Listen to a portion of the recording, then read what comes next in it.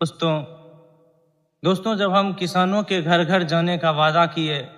और किसान जो खेती में रुपया लगाते हैं उस रुपया को, उस बजट को कम करने का हम लोगों ने, हमारी टीम गुलामी मुक्त भारत ने एक संकल्प लिया। उस संकल्प को पूरा करने के लिए हमने खेतों में रासायनिक खाद, कीटनाशक और जंतुनाशक जो विदेशों से इंपोर्ट होकर आता है, जो नेफ्था के नाम से आता है, जो मेलाथियन, बेंजीन है, हेक्साक्लोराइड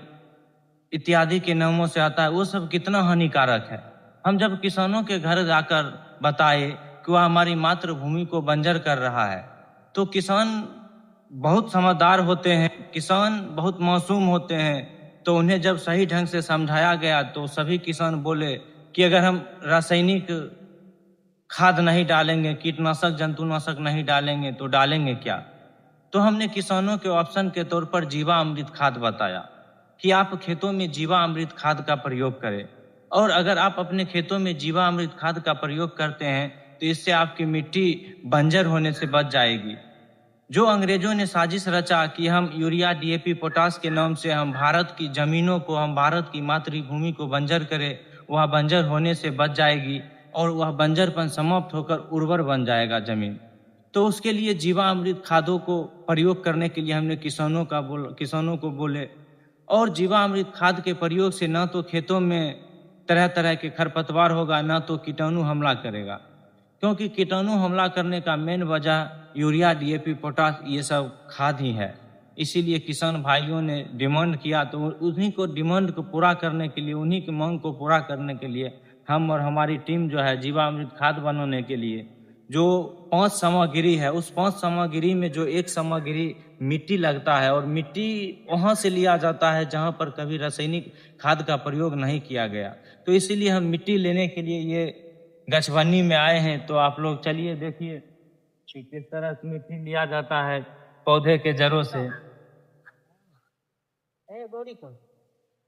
देखिए इस तरह आप भी जो है खाद बनाने के लिए पौधे के जड़ों से कुछ दूर हटकर आप मिट्टी ले सकते हैं और खाद प्रयोग करें अपने खेतों में,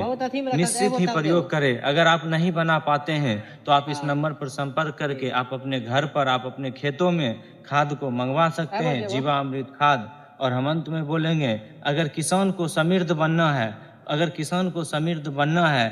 तो किसानों को रासायनिक और जो विष युक्त अनाज उपजा रहे हैं उससे मुक्ति पाना होगा, और जीरो बजट खेती अर्थात जो अभी लागत लग रहा है उससे बहुत कम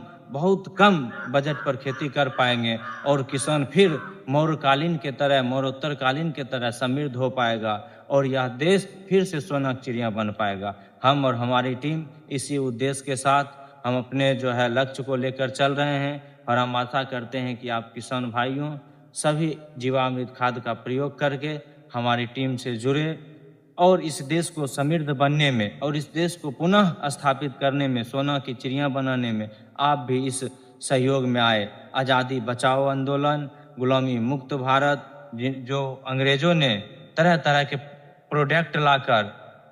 तरह तरह के कीटनाशक जंतुनाशक लाकर अर्थव्यवस्था रूप से हमें कंगाल कर दिया है, इस अंग्रेजों को फिर से हमें भगाना है। जिस प्रकार 15 अगस्त 1947 को वीर जवानों ने आज़ादी दिलाया, उसी तरह फिर से हमें पुनः इस अंग्रेजी कानूनों से और अंग्रेजी जो फैक्ट्रियां हैं, अंग्रेजी जो कीटनाशक खरपतवार वाली जो कंपनियां हैं, उस सभी को हम खत्म करेंगे। जय हिंद, जय भारत।